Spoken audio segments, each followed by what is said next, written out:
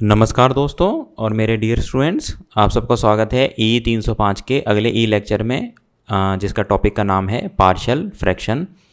Partial fraction students को थोड़ा सा कंफ्यूज कर रहा था, तो मुझे लगा कि इसके ऊपर एक लेक्चर बनाना चाहिए और जाहिर सी बात है लेक्चर बनता भी है, बिकॉज़ आने वाले जो एंटायर यूनिट है टाइम रिस्पॉन्स एनालिसिस या टाइम डोमेन एनालिसिस, उसमें पार्शियल फ्रैक्शन बहुत इंपॉर्टेंट है।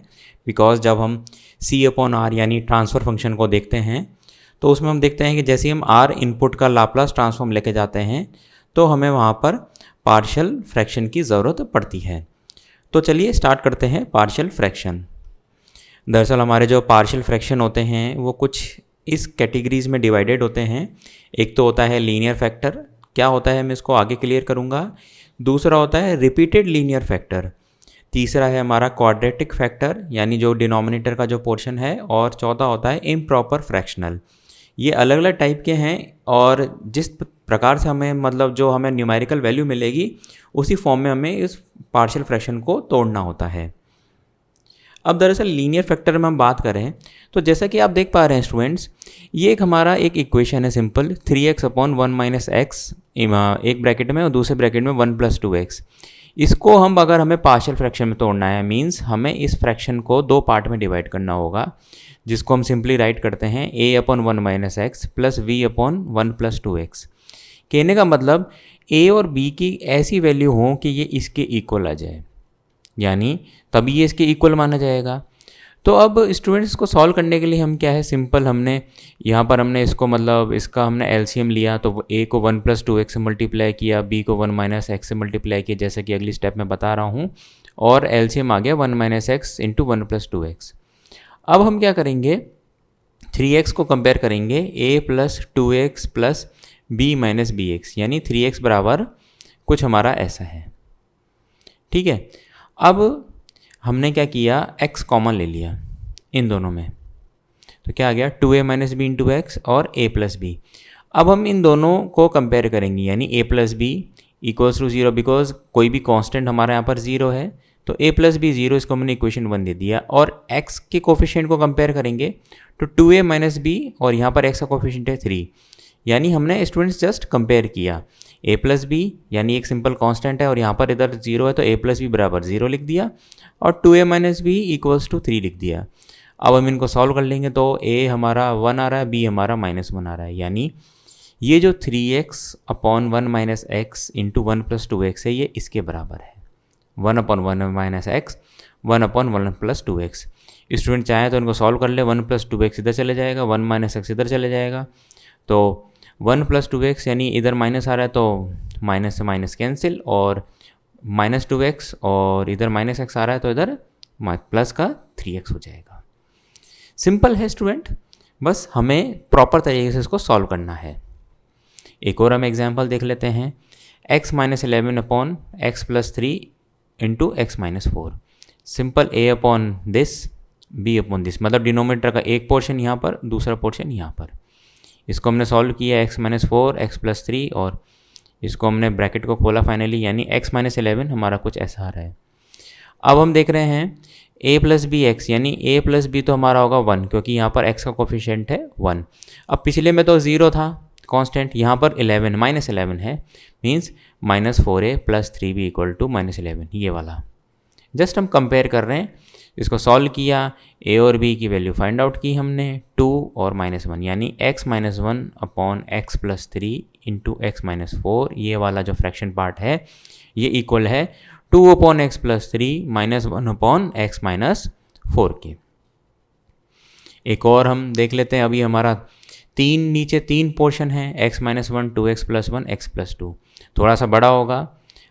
इतना बड़ा वैसे आपके 305 में उम्मीद नहीं है, बट फिर भी प्रैक्टिस पॉइंट ऑफ व्यू से स्टूडेंट इसको देख सकते हैं। यहाँ पर हमारे जो पावर है वो x² तक जा रही है, बस हमें उनको कंपेयर करना है। ये मैंने कुछ क्वेश्चन दिए हैं, स्टूडेंट इनको सॉल्व करके देखें और आंसर्स मेरे साथ टैली करें। अब हम दूसरा देखते हैं पार्शियल फ्रैक्शन का टाइप, वो होता है हमारा लीनियर फैक्टर। यानी लीनियर फैक्टर में हम देखते हैं, यानी अब linear repeated linear factor, repeated linear factor में हम देखते हैं जैसे x प्लस 1/x+3 मतलब x+3 दो बार है, यानी x+3 इंटू x+3, जिसको हम x+3 स्क्वायर भी लिखते हैं। तो इसको अगर हम लिखते हैं तो इसको हम ऐसे लिखते हैं a/x+3 और प्लस b/x+3 मतलब रिपीटेड लिख रहे हैं। इस चीज़ का ध्यान रखें, अगर ऐसे स्क्वायर है रिपीटेड तो ये 2 आएगा, अगर क्यूब होगा तो हम उसको आगे देखते हैं।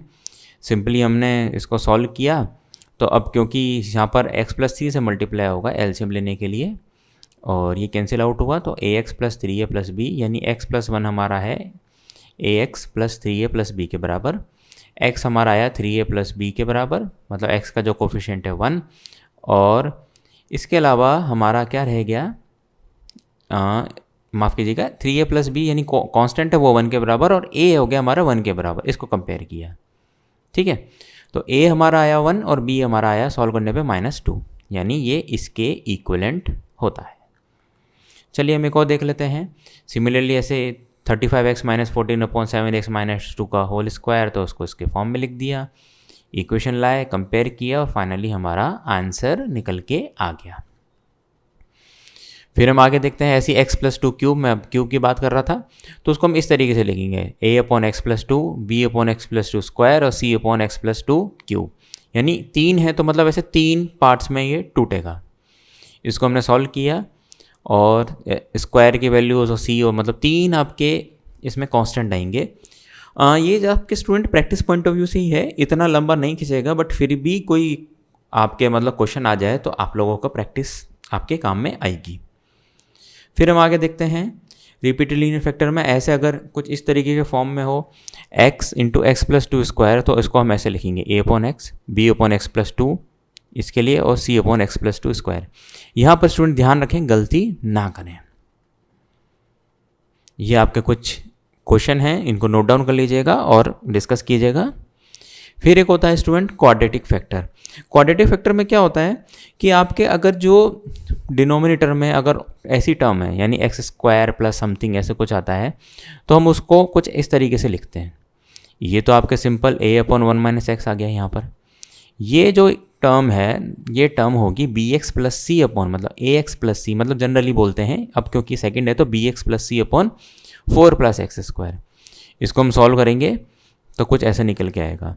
हालांकि ये जो पार्शियल फ्रैक्शन है ये एंटायरली मैथमेटिकल टर्म के फॉर्म में ज़्यादा है, क्योंकि इतना मैथमेटिक्स इन्वॉल्व आपके कंट्रोल सिस्टम में नहीं होती है, बट फिर मैं तीसरी बार वही रिपीट कर रहा हूँ कि आपके प्रैक्टिस के लिए ये बहुत ज़्यादा इंपॉर्टेंट है।